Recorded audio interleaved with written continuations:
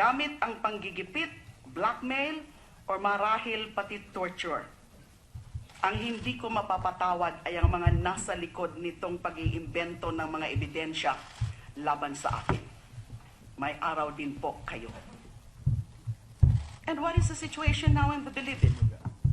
I have received reports, very reliable, credible reports, of inmates and gang leaders being taken by the Special Action Force deployed to Bilibid for overnight interrogation sessions, reportedly taken to ISAF quarters, which can also be a euphemism for psychological torture. I'm referring to the overnight interrogation sessions, all in an effort to fabricate testimony that I received bribes from drug lords. The National Bilibid prison under this administration is now a tropical gulag. Prisoners are being selected and isolated just to be intimidated into implicating me and to fit the president's narrative that I am a drug lord cuddler, aside from being the most evil woman in the planet. Sa puntong pong ito, nananawagan po ako sa Commission on Human Rights na magsagawa ng checking, inspection. I-check nyo po ito, i-confirm nyo po ang tunay na nangyayari dyan sa National Bilibid Prison. Nananawagan din po ako sa Senado. I'll be filing the appropriate resolution na imbestigahan din po ang mga pangyayari na yan sa loob ng National Bilibid Prison. Pero ano naman po talaga ang ginawa ko? Wala naman po talaga akong ginawa kung hindi gawin ang trabaho ko. Kahit ang Pangulo, minsan na niyang sinambit na kahit siya ang nasa kalagayan ko, ganoon din ang gagawin niya dahil ginagawa ko lang ang trabaho ko. Mr. President, I'm not the problem. I'm not the one giving a bad image to this country before the international media, contrary to the accusation and belief of Senator Cayetano. The problem of this country and this administration is the extrajudicial killing of more than 3,000 of our countrymen in the past 3 months, or more than 1,000 per month. Sinabayan pa ito ng bunganga ng ating Pangulo na walang patumangging magmura ng mga opisyal ng UN at ng mundo katulad ng Santo Papa, ni Pangulong Obama at ni Secretary General Ban Ki-moon, sa kabila ng pagnanais lang nila na kausapin siya sa kanilang mga agam-agam tungkol sa polisiyang gyera sa droga ng Pangulo. And may I add, the President has already proven that he is more than capable of single-handedly giving a bad image of this country to the whole world in the short span of 3 months in office. He does not need any help from anybody on that aspect, least of all from me. Kaya wag po ninyong baligtarin ang mundo na ako ang nagbibigay ng masamang imahe sa Pilipinas dahil hindi ako ang nagmura kay Obama at kay Ban Ki-moon. Minsan ay tanggalin naman ninyo ang mga tapaloda ng kabayo sa inyong mga mata at medyo punahin naman ninyo kahit konti ang walang kontrol na bunganga ng inyong Pangulong pinagtatanggol, Senator Cayetano. Mr. President, ito pong mga patayan na ito ang nagbibigay ng masamang imahe sa Pilipinas ngayon. Ganoon na ba tayo kakitid mag-isip para maniwala na hindi papansinin ng mundo o ng international media ang nangyayari sa ating bansa kung wala ang isang Leila de Lima? Ang pagpatay ng mahigit 30 katao araw-araw ay pagpatay pa rin sa mata ng mundo. Nandyan man si Leila de Lima o wala. Sa tingin ba ni Senator Cayetano na sa kanyang tagumpay na matanggal sa akin ang Committee on Justice ay gaganda na at timano ang imahe ng Pilipinas sa mundo? Maaari hindi naman bawal na managinip ni Senator Cayetano. Hindi po ako ang pumapatay sa mga kababayan natin para maibalita sa international media. Hindi po ako ang nagra-riding in tandem at tumitira sa mga maralitang drug suspects. Hanggang ngayon po ay nandyan pa rin ang mga salarin na umiikot sa kadiliman ng gabi para itumba ang mga pinagbibintangan ng mga kriminal, totoo man silang kriminal o hindi. Maaring iilan sa kanila ay ang mga dating kasamahan ng ating witness na si Edgar Matubato sa Davao Death Squad. Gusto lang natin malaman kung may katotohanan sa haka-haka na ito upang sila ay tuluyan ng madakip at mahintuna ang patayan. There are criticisms from Senator Lacson and Senator Cayetano that I should have vetted the witness first before presenting him in the hearing. Mr. President, the vetting process of witnesses on the DDS has started since 2009, when as CHR chairperson I conducted the inquiry on the Davao Death Squad. At that time, we were able to interview and get statements from several DDS members who chose to talk but not to testify for fear of their lives. In fact, as early as 2009, Edgar Matubato has already been identified by one DDS witness as a companion of said witness in one of his DDS operations. Nagtutugma po ang ilang mga kwento sa kwento ng ating witness na si Edgar Matubato. Katunayan, noong 2009, may mga pangalan ng mga opisyales ng Davao City Police ang lumabas na mga miyembro ng DDS sa Heinous Crime Section ng DCPO, mga pangalan na binanggit na rin ni Matubato. Ang ilan po sa mga pangalan na ito ay ang mga sumusunod. SPO4 Arthur Las Cañas, Police Chief Inspector JCJ Francia, Police Chief Inspector Fulgencio Pavo, Police Chief Inspector Ronald Lau, SPO3 Jim Tan, SPO4 Sanson Sonny Benaventura, SPO1 Reynante Medina, SPO1 Bienvenido Furog, SPO1 Vivencio June Humawan, SPO2 Enrique June de los Reyes Ayaw, SPO3 June Laresma, SPO2 Rizalino Bobong Aquino, SPO3 Donito Pogi Ubales, SPO1 June Bisnar, SPO1 Gaston Aquino, Police Senior Superintendent Isidero Dick Floribel o Florobel, hindi masyadong sigurado po si Mr. Matubato, Police Senior Superintendent Ray Capote, Police Senior Superintendent Tony Rivera, Police Senior Superintendent Dionisio Abude, Bienvenido Laud, Alvin Laud, Rolly Engalia Arnold o Chavez.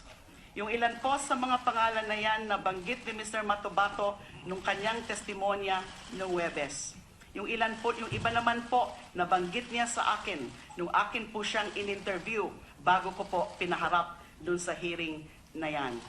Tandaan niyo po ang mga pangalan na yan at yung mga pangalan na yan,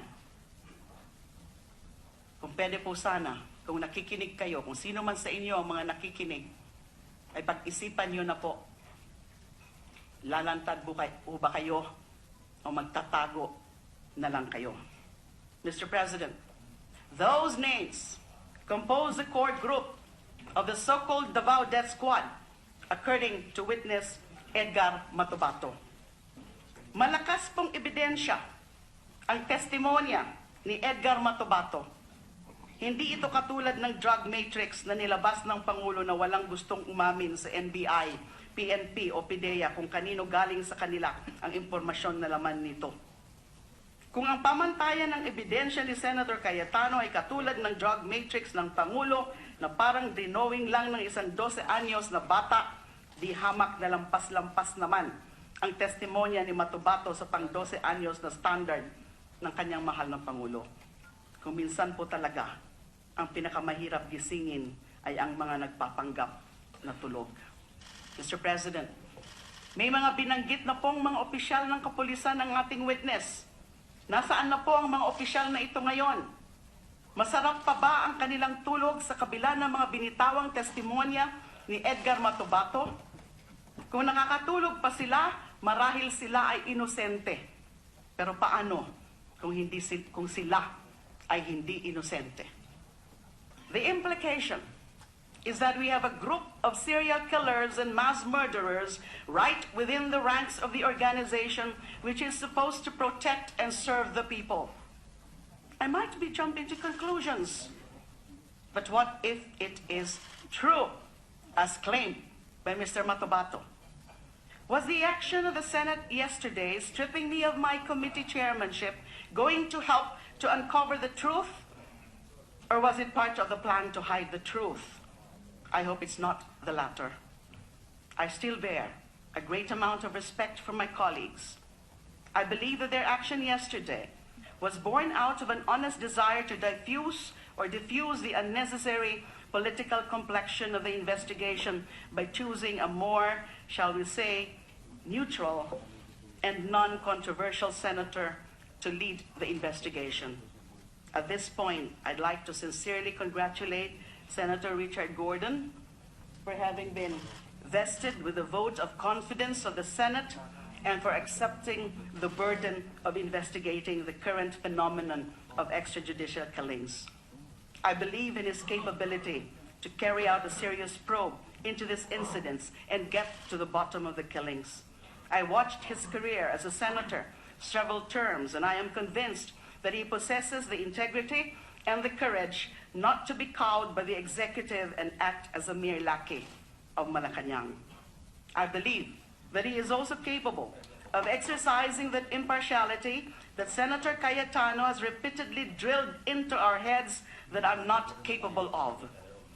I believe that Senator Gordon bears more fortitude and strength than I did to be able to call out and censure any colleague who transgresses the boundaries of unparliamentary speech when he accuses Liberal Party senators of conspiring to overthrow the president without presenting a single piece of evidence, while accusing me of having prejudged the EJK investigation on the basis of an eyewitness account coming from a man who claims to have been an original member of the so-called Davao Death Squad until he was betrayed and framed up by his own comrades for a crime he did not commit. Excuse me, Mr. President.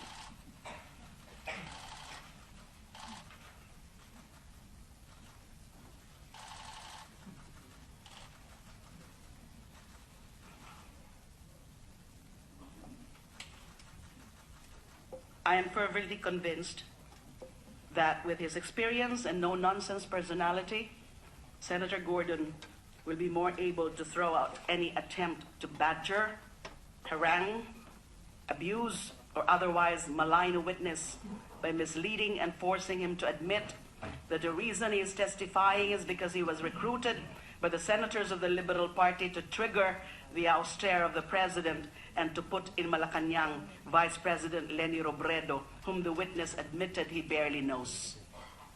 This is the kind of pretentious and hypocrite objectivity coming from Senator Cayetano that Senator Gordon will be facing. I wish you good luck, sir. I can tell you it was not a pleasant experience for me. Not at all. You can have the Justice Committee as well as the offensive and unparliamentary antics of Senator Cayetano. Package deal po yan. On the other hand, you will still have me as a member of the Justice Committee. I promise to behave and not give you a hard time. A Senator Cayetano is enough. I will not bother you with another obnoxious personality in your hearings in the Justice Committee.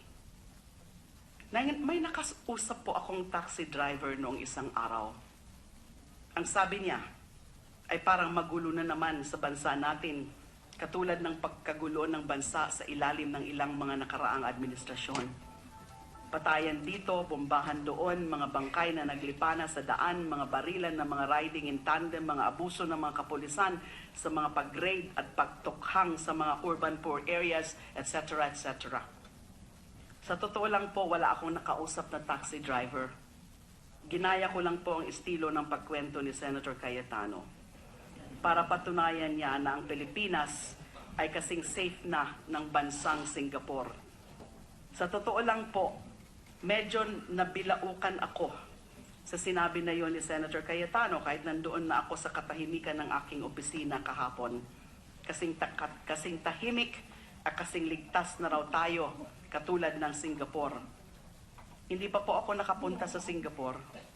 Pero kung kasing tahimik ng Singapore ang Pilipinas, kailangan din bang may bumubulagta na mahigit 30 tao kada araw sa Singapore para sila ay maging ligtas? Kailan din ba nilang magtokhang para malipo lang mga mapanganig ng mga pusher at addict at malinis ang mga komunidad ng masasamang elemento? Kailangan ba nilang padanakin ang dugo sa kanilang mga kalsada upang mapanatag ang mga tao na may ginagawa ang gobyerno para mapuksa ang kriminalidad? Kailangan din bang may mamatay na 4 o 5 taong gulang na Singaporean sa kamay ng mga vigilante dahil ang lolo o tatay nila ay mga markadong pusher o addict?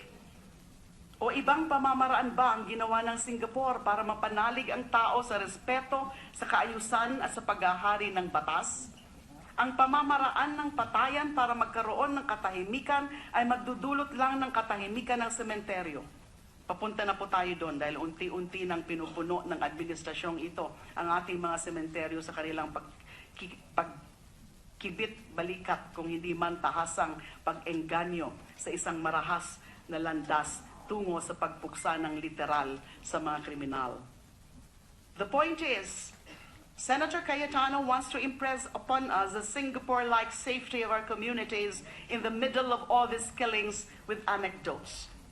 His proof that we are safe consists of anecdotal taxi driver stories. In the meantime, his president has just declared a state of national emergency due to the existence of lawless violence. For the first time since the eve of the declaration of martial law, 44 years ago to the date today, the country has not come close to such an admission by the state that it is incapable of enforcing order in society, that the president has to resort to his extraordinary commander-in-chief powers under the Constitution in order to maintain public safety, peace, and order. So are we in a state of safety, as claimed by Senator Cayetano, or are we in a state of lawlessness, as declared by the President? Safe lawlessness or lawless safety? Ang tawag po doon sa salitang Ingles ay oxymoron with emphasis on moron. Senator Cayetano's anecdotes will not pass any known academic standard to prove his proposed thesis that our countrymen feel safe. I, for one, do not feel safe. What with the president unleashing the might and power of the whole executive branch, the other half of Congress, and 1/24 of the Senate to go after me and destroy me, a single senator from Bicol who wants nothing else in the world but to be and play with her dogs at home and to see that the killings stop and justice be done to those who already fell during the night. The next time Senator Cayetano recites his now famous anecdotes about how safe we are, maybe he can include my own story. Definitely it is not a story of being safe. It is a story of being the first target of a new McCarthyism in our time, of being singled out by the powers that be for daring to think differently and to advocate passionately for what one believes in. Matagal na po itong linya ng kanyang mga bayarang trolls sa social media. Kapag hindi ka pro Duterte, ikaw ay drug lord coddler, ikaw ay pusher, ikaw ay isang addict. Ito po ang bagong komunistang panakot sa ating panahon ngayon, ang addict. Kapag hindi ka sumamba kay Poong Duterte, ikaw ay addict, dahil addict lang ang hindi sumasampa kay Poong Duterte. Bakit po tayo nahantong sa ganito? Na ang mga nagnanais ng maayos at naaayon sa batas na laban sa kriminalidad ay mga nababansagan ng mga adik at nawawalan ng kalayaan na sumalungat sa pamamaraan ng tinatawag na pagbabago sa pamamagitan ng kaliwat kanang patayan. At ngayon na napapalapit tayo sa paghubad ng katotohanan na ang ganitong pangyayari ay naganap na sa Davao City, ay biglang i-declare na vacant ang committing dumidinig sa paksa ng patayan dahil lang sa sinabi ng pinakadakilang tagapagtanggol ng Pangulo sa Senado at sinigundahan ng isang senador na galing sa mga mahihirap na ngayon ay walang tigil na tinutukhang ng mga pulis. On a personal note, I do not know where all of this will end for me.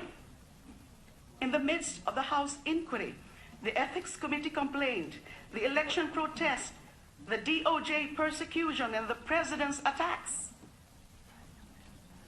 Honestly, this is all the fault of President Gloria Macapagal Arroyo when she appointed me as chair of the Commission on Human Rights, where I learned the value of human life and human dignity regardless of one's station in life. This is also the fault of President Benigno S. Aquino III when he appointed me as Secretary of Justice, where I learned to fight the abuse of power, corruption, and have taken to heart the principle that peace is a work of justice. Ang kapayapaan ay bunga ng hustisya. Walang kapayapaan kung walang hustisya. Pasensya na po ang ating mga kababayan kung natuto ako sa CHR at sa DOJ na pahalagaan ang buhay ng bawat tao, ang karapatan na magkaroon ng paglilitis bago patawan ng karampatang kaparusahan, at ang seguridad ng lahat na maging tahimik sa loob ng kanilang tahanan. Gaano man po kaliit ang dampa, ang bawat tahanan ay palasyo ng namamahay doon. Yan ang itinuro sa atin sa batas. Kung gaano kabuo ang respeto ng mga polis na nagtutukhang sa Forbes Park at sa Dasmariñas Village, ganun din dapat ang respeto na pinapakita nila sa mga tinutukhang nila sa mga maralitang nakatira sa mga tabing ilog at estero. Mayaman man o mahirap, kapag tinukhang mo, dapat ay pantay-pantay. Huwag yung mga berdugong polis ang ipapadala sa mga dampa sa estero at mga polis na parang sumasali sa modeling contest ang ipapadala sa Forbes Park. Sasabihin na naman po siguro ni Senator Cayetano na hindi na naman mga nagmo-model na polis ang pinapadala sa Forbes Park. Figure of speech lamang po yun. Hindi dapat intindihin ng literal. I became CHR chair and DOJ secretary not because I sought those positions to which I was appointed. One can say that these were all accidents of history. It is only this position that I hold now that I chose to work hard to get by tirelessly campaigning and eventually being elected by more than 14 million Filipino voters. Kaya mahalaga po sa akin ang posisyon na ito dahil katulad ninyo po, mga minamahal kong kapwa ko senador, pinagsikapan at pinaghirapan ko itong ipagkatiwala sa akin ng mga botanteng Pilipino. Ginagampanan ko lamang ang aking tungkulin bilang isang kandidato na humarap sa mga tao na may plataforma ng karapatang pantao at hustisya dahil minarapat nila na iboto ako sa pag-asang ang programang yon ang aking dadalhin dito sa Senado. Ito po ang programang dala ko ngayon, mga mahal kong kababayan na bumoto sa akin. Ninais ninyo na ito ang programang dalhin ko. Kung sa pagnanais kong isulong ang programang ito ay tatanggalin ako sa pagkapinuno ng Komite ng Hustisya at Karapatang Pantao, ay parang hinubad na rin nila sa akin ang mahalagang bahagi ng mandatong ito. Pero tatalima po ako sa desisyon ng Senado. Hindi naman dito natatapos ang laban.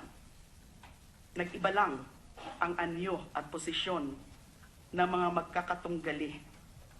Pero malinaw pa rin ang adhikain at pananalig na sa bandang huli ang hustisya at karapatan ng bawat mamamayan ng mananaig, hindi ang dikta ng kapangyarihan.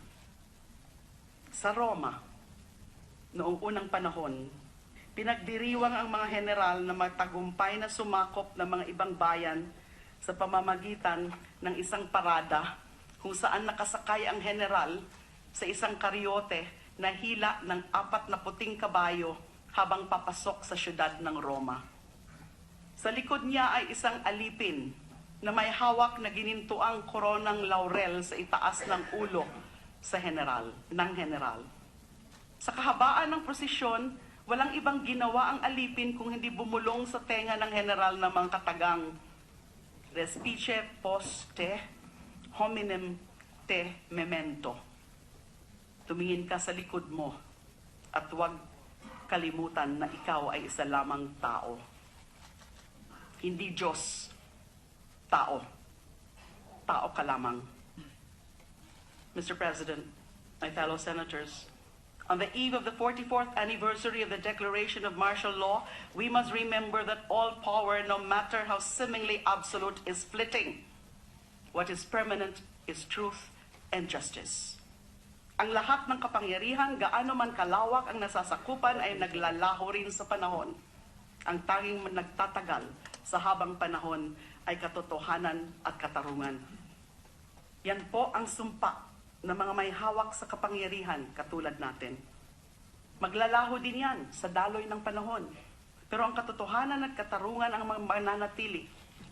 Katulad po ng sinapit ng Rehimeng Marcos noong 1986, ang lahat ng diktadura ay may hangganan din. Marahil hindi ngayon, pero ang panahon ng lahat ng may kapangyarihan ay may hangganan. Marami po sa atin ang pamilyar sa kwento na ito ng Roma tungkol sa alipin na nasa likod ng matagumpay na general na mananakop. Ang hindi pa alam ng marami na ang kinakatakutan ng general ay si Fortuna, na kung tawagin ay ang berdugo ng lasing ng tagumpay, the butcher of glory.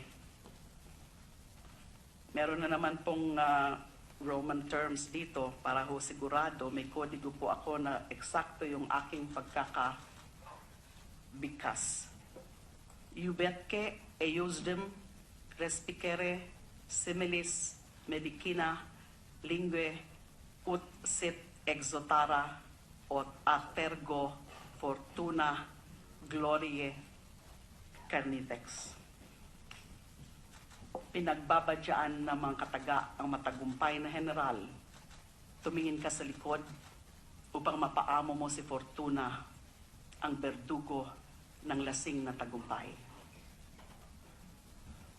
Sa mga general ng tagumpay at kapangyarihan sa ating panahon, si Fortuna ay inyong kapalaran. Nagbabadya na ang lahat ng hawak ninyo ngayon ay maglalaho sa panahon. Mapaamo nyo man siya at siya pa rin ang kikitil sa inyong pagkalasing sa panandaliang kapangyarihan at tagumpay. Maraming salamat po. Thank you, Senator De Lima. Majority Leader.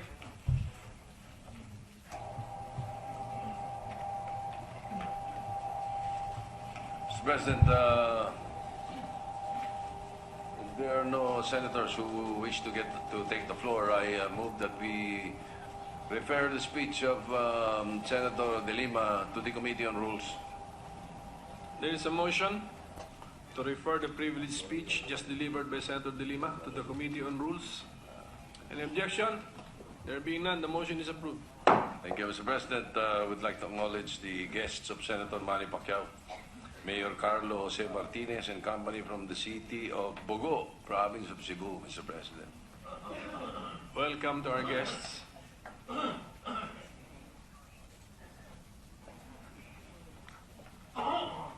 We have a 1-minute suspension, Mr. President. Any objection? There being none, session is suspended.